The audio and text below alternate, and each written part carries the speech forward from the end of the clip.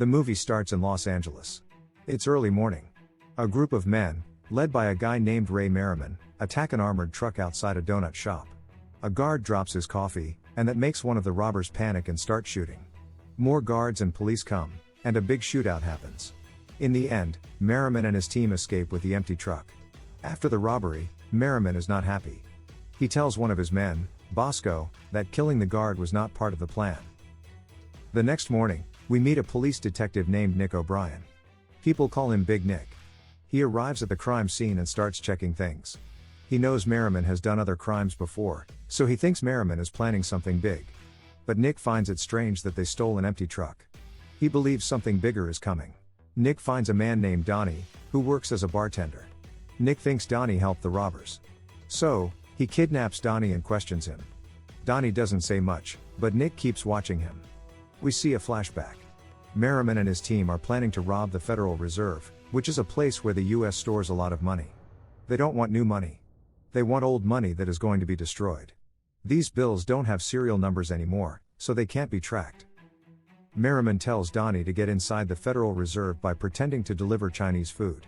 Donnie puts an extra food bag in the ceiling of the restroom to use during the real robbery. Back at home, Nick's wife Debbie finds out he has been with other women. She gets upset and leaves him, taking their daughters with her. Later, Nick sees Donnie eating with Merriman's crew at a restaurant. This makes Nick more suspicious. At their hideout, Merriman tells Levi, one of his team members, to test Donnie. Levi scares him and asks questions, but Donnie convinces him that he hasn't told anyone about the robbery plan. After that, we see a short scene where Levi meets his daughter's prom date. Levi brings him into a room with all his crew, just to scare him into behaving well. One night, Nick shows up drunk at Debbie's sister's house.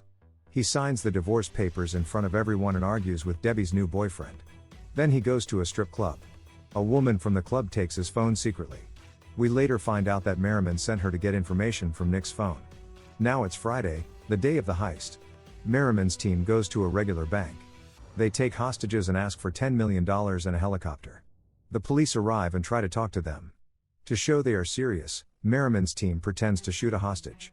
The hostage is not really hurt, but the police think it's real. While this is happening, they blow open the bank vault and escape through a hole in the floor. This part of the plan was just a trick. They needed that bank's money so they could make a delivery to the Federal Reserve building. It's the only way to get inside. Now Donnie is inside a cart of cash being delivered to the Federal Reserve. When a fake alarm goes off, Donnie sneaks out.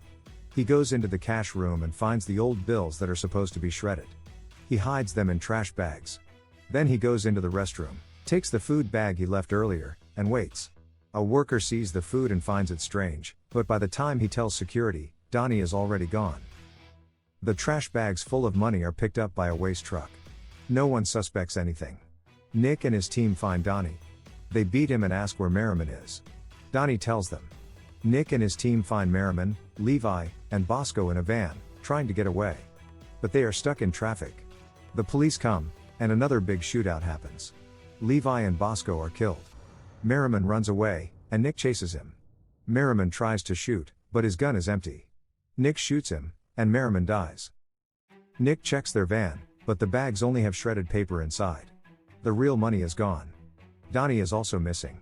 Later, Nick goes to Donnie's bar. He sees some pictures on the wall. The pictures show Donnie with the crew.